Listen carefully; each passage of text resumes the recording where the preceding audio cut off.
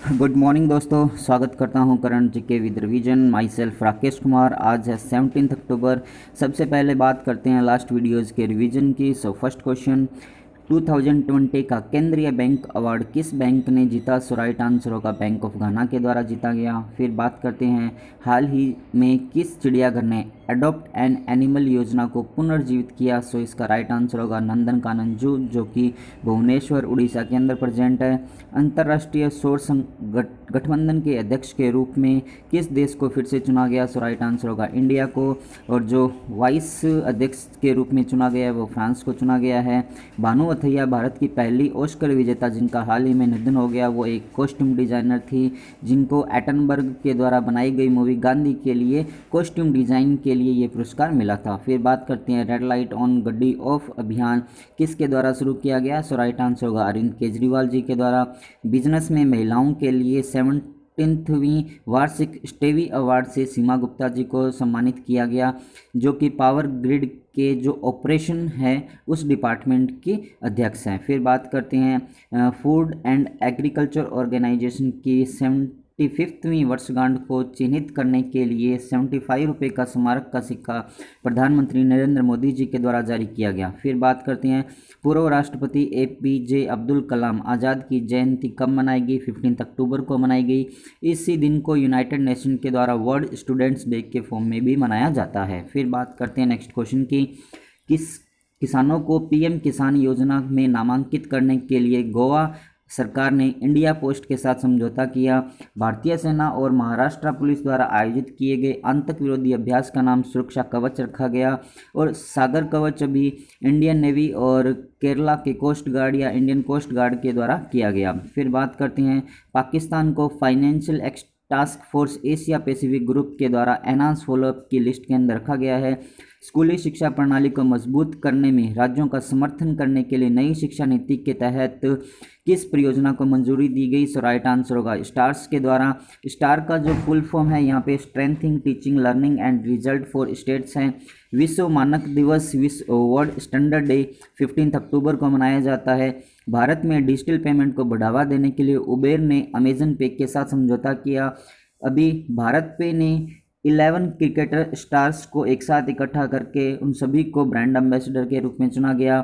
Queen of police medal के रूप में मंजीत अटवाल जी को चुना गया, इनको यह पुरस्कार ब्रिटेन की के जो महिला है रानी है उनके द्वारा ये पुरस्कार दिया जाएगा। फिर बात करते हैं नेक्स्ट क्वेश्चन की, सेंड्रा नीस लाइफ टाइम अचीवमेंट पुरस्कार से किसे सम्मानित किया? सो राइट आंसर होगा हरीश कोट जी को। और इसी तरह से जो रतन टाटा जी है उनको IACC के द्वारा लाइफ टाइम अचीवमेंट से सम्मानित किया गया है। फिर बात करते हैं किस राज्य में पूरी तरह से डिजिटल हाईटेक क्लासरूम तैयार किए गए हैं? सो राइट आंसर होगा केरला।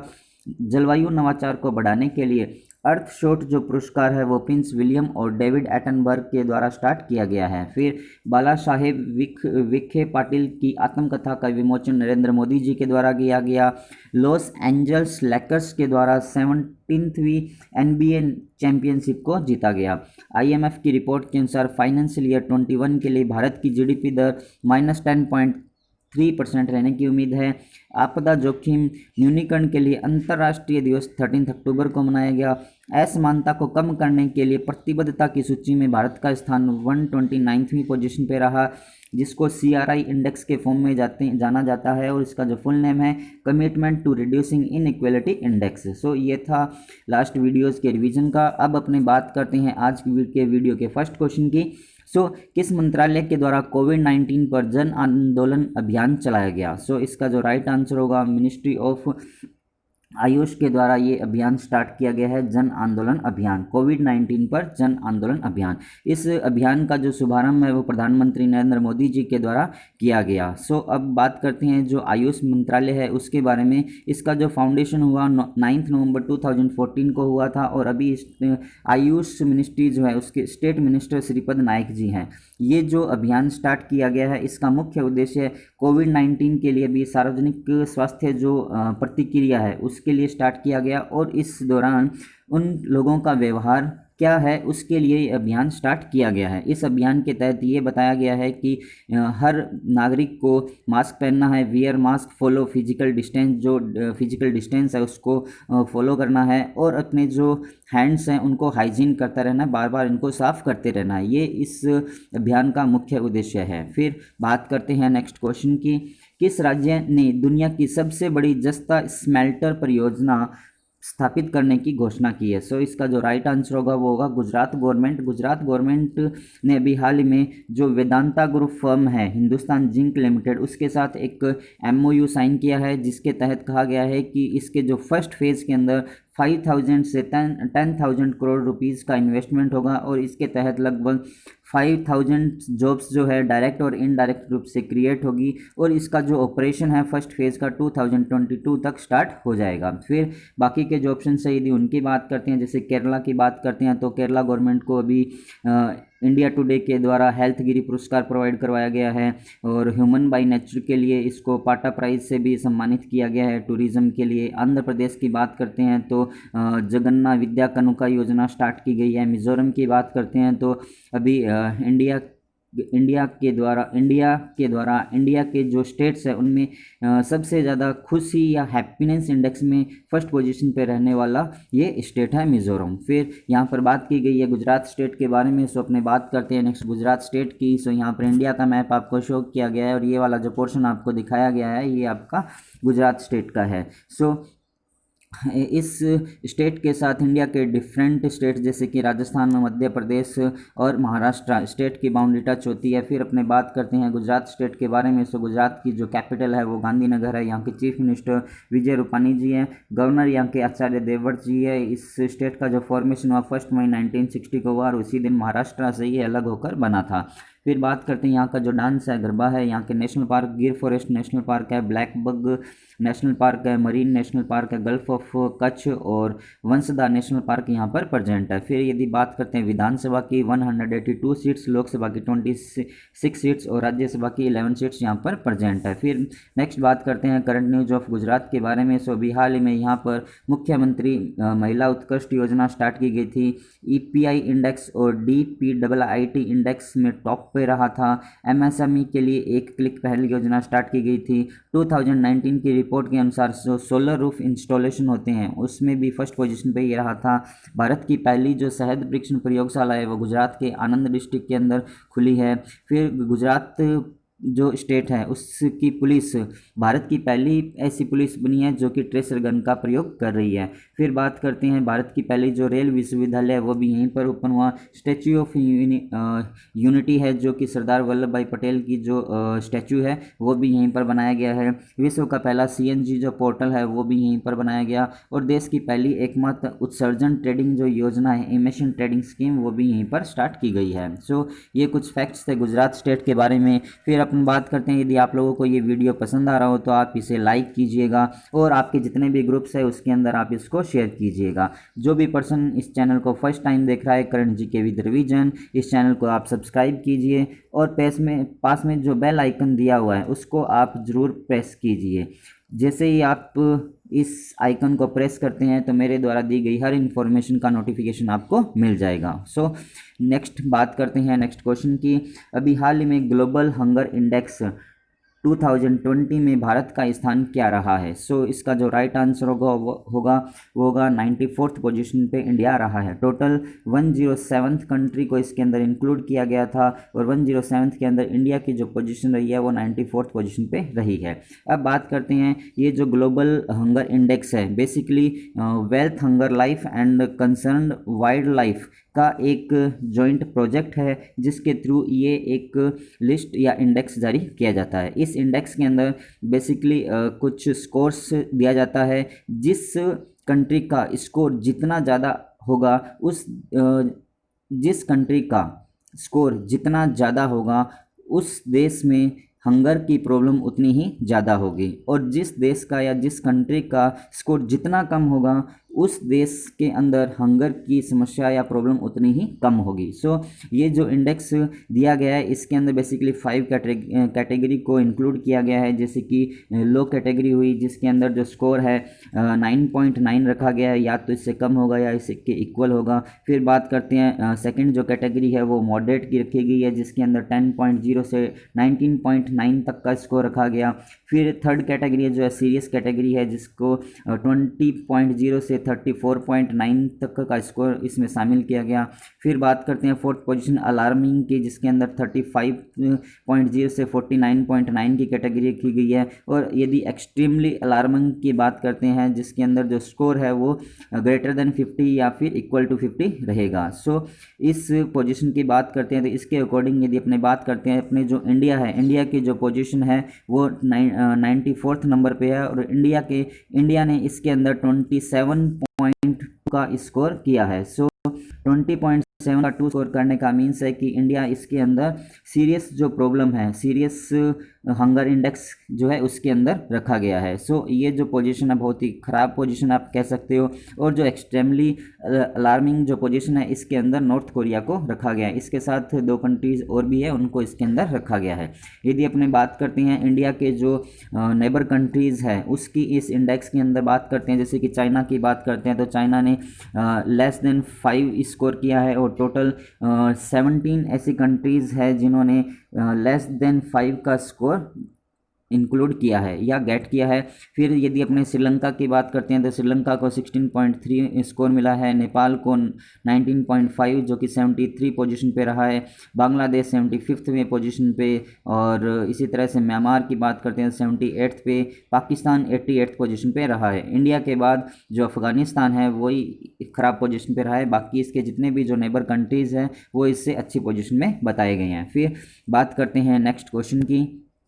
अभी किस राज्य सरकार ने राज्य के हर पुलिस स्टेशन में महिला हेल्प डेस्क स्थापित करने का निर्णय लिया है? ये पुलिस नहीं है, ये पुलिस होगा, इसको आप सही कर लीजिएगा। सो इसका जो राइट आंसर होगा वो होगा उत्तर प्रदेश सरकार के द्वारा। यहाँ की महिलाओं की सुरक्षा को देखते हुए उत्तर प्रदेश सरकार ने उत्तर प्रदेश के हर पुलिस थाने के अंदर एक महिला हेल्प डेस्क को स्थापित करने की स्कीम लॉन्च की है। फिर अपने बात करते हैं जो अनदर ऑप्शन है राजस्थान की बात करते हैं तो यहाँ के जो मुख्यमंत्री अशोक गहलोत जी है और इनके द्वारा मोक्ष कलश योजना 2020 स्टार्ट की गई। मध्य प्रदेश की बात करते हैं तो यहाँ पर किसान कल्याण योजना स्टार्ट की गई है। इसको स्कीम को जो किसान सम्मान निधि योजना है प्रधानमंत्री जी द्वारा लॉन्च की गई थी उसके तरह ही है। जो किसान सम्मान निधि योजना है उसके तहत लगभग 6,000 रुपीज़ पर ईयर किसानों के अकाउंट में आते हैं। उसी तरह से जो किसान कल्याण योजना है उसके तहत मध्य प्रदेश के किसानों के लिए लगभग 4,000 रुपीज़ एक्स्ट्रा उनके अकाउंट में आएंगे। फिर यदि अपनी बात करते हैं हरियाणा की तो हरियाणा गवर्नमेंट ने अभी ग्राम दर्शन पोर्टल स्टार्ट किया है। फिर बात करते हैं नेक्स्ट क्वेश्चन की। अभी हाल ही में कपिला कलाम प्रोग्राम फॉर आईपी किस केंद्रीय मंत्री के द्वारा शुरू किया गया? सो इसका जो राइट आंसर होगा वो होगा रमेश पोखरियाल जी, जो कि हमारे देश की एजुकेशन मिनिस्टर है। इसको अपने मिनिस्ट्री जो पहले इसको एचआरडी के नाम से जाना जाता था, लेकिन अब इसका नाम चेंज करके एजुकेशन मिनिस्ट्री कर दिया गया है। फिर अपने यदि बात करते हैं इस प्रोग्राम के बारे में, सो इस प्रोग्राम कपिला जो है इसका फुल फॉर्म है Kalam program for intellectual property literacy and awareness campaign, इसका नाम रखा गया है। फिर अपने बात करते हैं जो बाकी के ऑप्शंस हैं, जैसे कि राजनाथ सिंह जी की बात करते हैं तो इन्होंने अभी DISC for defence India startup challenge start किया है। गजेंद्र सिंह शेखावत की बात करते हैं तो अभी इन्होंने हाल ही में स्वच्छ भारत पुरस्कार 2020 के बारे में बताया है या उनकी घोषणा की है। फिर बात करते हैं पीयूष गोयल जी की, जो इन्होंने अभी राष्ट्रीय स्टार्टअप पुरस्कार जो है जो पहले फर्स्ट एडिशन था उनके जो विनर्स थे या उनका परिणाम अभी इन्होंने घोषित किया है। फिर अपने यहाँ पर बात की गई है आईपी के बारे में। सो जो आईपी है इसका फुल फॉर्म एग्जाम में पूछा जाता है कि इसका फुल फॉर्म क्या रहता है। सो इसका जो राइट आंसर रहता है इंटरनेट प्रोटोकॉल रहता है। ये आईपी जो होता है बेसिकली एक एड्रेस होता है, और अभी इंडिया के अंदर या अपने वर्ल्ड के अंदर बात करते हैं तो IPv4 4 अपने यूज़ कर रहे हैं। IPv4 के अंदर बेसिकली क्या होता है, एक 32 बिट का एड्रेस अपने यूज़ करते हैं। सो ये क्वेश्चन आपसे पूछा जाता है कि जो IPv4 है उसका एड्रेस कितने बिट का होता है, सो 32 बिट का होता है। और इसी तरह से एक और आपसे पूछा जाता है कि जो IPv6 है उसका जो एड्रेस होता है वो 28 बिट का होता है। सो ये क्वेश्चन एग्ज़ाम में ज़रूर पूछे जाते हैं। हर एग्ज़ाम के अंदर कंप्यूटर से रिलेटेड कुछ क्वेश्चंस आते हैं और वहाँ पर आपसे ये क्वेश्चन ज़रूर पूछे जा सकते हैं। फिर बात करते हैं नेक्स्ट क्वेश्चन के बारे में। अभी हाल ही में फिलिस्तीनी शरणार्थियों के लिए भारत ने संयुक्त राष्ट्र राहत और निर्माण एजेंसी UNRWA जिसका full form United nation relief and work agency है, में कितने पैसे का योगदान दिया है। सो इसका जो राइट आंसर होगा वो होगा $1 मिलियन की सहायता इंडिया ने की है। ये जो एजेंसी है इसकी अपनी बात करते हैं तो इसका मुख्य उद्देश्य है कि जो भी शरणार्थी है उनकी जो एजुकेशन होगी और उनकी जो हेल्थ से रिलेटेड प्रॉब्लम होगी उनको किस तरह से उनकी हेल्थ की देखभाल की जा सकती है, उनकी जो सोशल सर्विस है और किस तरह से उनको रिलीफ प्रोवाइड करवाया जा सकता है, ये पर्टिकुलर UNRWA का मुख्य कार्य होता है। अब यदि अपने बात करें UNRWA की, सो UNRWA का जो हेडक्वार्टर अमन जॉर्डन के अंदर प्रेजेंट है। इसके जो कमिश्नर जनरल अभी हैं फिलिपी लैजरिनी नाम से है। बाकी बात करते हैं नेक्स्ट क्वेश्चन की। अभी हाल में विश्व खाद्य दिवस कब मनाया गया, सो इसका जो राइट आंसर होगा वो होगा 16 अक्टूबर। और इसी दिन अपने कहते हैं कि जो इसकी थीम रखी गई थी वर्ल्ड फूड डे, जो इसकी थीम रखी गई है वो रखी गई है ग्रो न्यूरिश सस्टेन टुगेदर, बढ़ो साथ रहो और पोषक रहो, ये इसकी थीम रखी गई है। फिर अपने बात करते हैं 16 अक्टूबर को वर्ल्ड एग्रीकल्चर ऑर्गेनाइजेशन, अपने बात करते हैं फूड एग्रीकल्चर ऑर्गेनाइजेशन की यदि बात करते हैं तो इस 16 अक्टूबर को 75th एनिवर्सरी इसकी मनाई गई थी। और इसी के उपलक्ष्य में प्रधानमंत्री नरेंद्र मोदी जी के द्वारा 75 रुपीज़ का एक कॉइन भी जारी किया गया था। फिर अपने बाकी के जो ऑप्शन हैं उनकी बात करते हैं, जैसे कि 15 अक्टूबर की बात करते हैं। 15 अक्टूबर को अपनों वर्ल्ड स्टूडेंट्स डे मनाया था। फिर यदि अपने 14 अक्टूबर की बात करते हैं तो 14 अक्टूबर को वर्ल्ड स्टैंडर्ड डे मनाया था। और यदि 13 अक्टूबर की बात करते हैं तो international day for disaster risk reduction day मनाया गया था। अब अपनों ने यहाँ पर बात की गई है FAO के बारे में। सो इसका जो फाउंडेशन हुआ था 16 अक्टूबर 1945 को हुआ। यहाँ के जो डायरेक्टर जनरल है वो क्यू डोंग्यू है और यहाँ हेडक्वार्टर जो है रोम इटली के अंदर प्रेजेंट है। फिर बात करते हैं वर्ल्ड फूड प्रोग्राम की। सो वर्ल्ड फूड जो प्रोग्राम है इसका हेडक्वार्टर भी रोम इटली के अंदर प्रेजेंट है और अभी हाल ही में इसको 2020 के लिए नोबेल पीस प्राइज से भी सम्मानित किया जाएगा। फिर बात करते हैं नेक्स्ट क्वेश्चन की। अभी हाल ही में प्रसिद्ध कुचिपुड़ी नृत्यांगना का क्या नाम है जिनका हाल ही में निधन हो गया। सो आप लोगों के लिए एक क्वेश्चन है कि जो ये कुचिपुड़ी नृत्य है ये कौन से स्टेट का नृत्य है, इसके बारे में आप लोग मुझे कमेंट्स के अंदर बताएंगे। फिर अपने बात करते हैं इस क्वेश्चन के आंसर की। सो इसका जो राइट आंसर होगा वो होगा शोभा नायडू जी, जिनका हाल ही में निधन हो गया, जो कि कुचिपुड़ी की नृत्यांगना थी। फिर बाकी के जो ऑप्शन हैं उनकी बात करते हैं, जैसे कि कुमुदी मुंशी है जो कि गुजरात की रहने वाली थी और इनको नाइटिंगेल ऑफ गुजरात की उपाधि दी गई थी, ये इनका भी अभी हाल ही में निधन हो गया। फिर बात करते हैं भानु अथैया। भानु अथैया भारत की पहली ऐसी महिला है जिनको फर्स्ट टाइम ऑस्कर से सम्मानित किया गया था। और फिर बात करते हैं अकिथम अच्युथम नंबूथिरी, ये पर्टिकुलर केरला के रहने वाले थे और मलयालम भाषा के कवि थे और इनको ज्ञानपीठ पुरस्कार से सम्मानित भी किया जा चुका था। सो फिर बात करते हैं आज ये था आज का वीडियो। यदि आप लोगों को वीडियो पसंद आया हो तो इसे आप लाइक कीजिएगा एंड शेयर कीजिएगा। जो भी पर्सन इस चैनल को फर्स्ट टाइम देख रहे हैं इस चैनल को सब्सक्राइब कीजिए करंट जीके विद रिवीजन। पास में जो बेल आइकन दिया है इसको आप प्रेस कीजिएगा। इसको प्रेस करना कंपलसरी है क्योंकि इसी से ही मेरे द्वारा दी गई हर इन्फॉर्मेशन का नोटिफिकेशन आपको मिलेगा। So at the last thanks for watching. Thank you.